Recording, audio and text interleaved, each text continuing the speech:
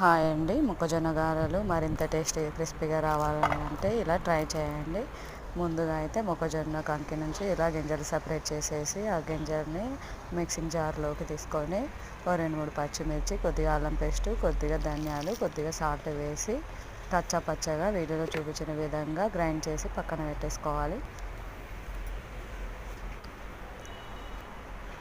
అలా గ్రైండ్ చేసుకున్న మొక్కజొన్న పిండిలోకి కొద్దిగా బియ్యం పిండి, సన్నగా కట్ చేసి పెట్టుకున్న ఉల్లిపాయలు, కరివేపాకు, కొత్తిమీర, కొద్దిగా జీలకర్ర, సాల్ట్ సరిపోలేదు అంటే ఇంకా కొద్దిగా వేసి, కలర్ కోసం కొద్దిగా పసుపు వేసి అన్నీ కలిసేలా కలుపుకోవాలి.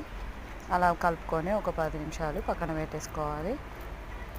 గారెలు చేయడానికి వీడియోలో చూపించిన విధంగా అలా కొద్దిగా గట్టిగా ఉంటే చాలు. మరీ గట్టిగా మరీ లూజ్గా ఉండకూడదు.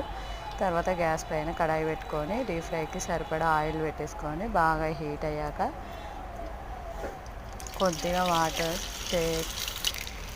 చేతులు వాటర్తో తడుపుకుంటూ ఇలా గారెలు చేసుకుంటే చేతికి కూడా అంటవు. ఇలా ఒక్కొక్కటిగా అన్నీ చేసుకొని ఇలా గోల్డెన్ బ్రౌన్ కలర్లోకి వచ్చాక వేరే ప్లేట్లోకి తీసేసుకోవాలి.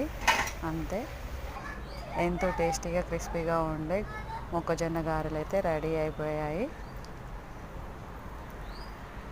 మా పిల్లలైతే చాలా ఇష్టంగా తిన్నారు. మీరు కూడా తప్పకుండా ట్రై చేయండి. నచ్చితే ఒక లైక్ చేయండి, ఛానల్ని సబ్స్క్రైబ్ చేయండి, సపోర్ట్ చేయండి.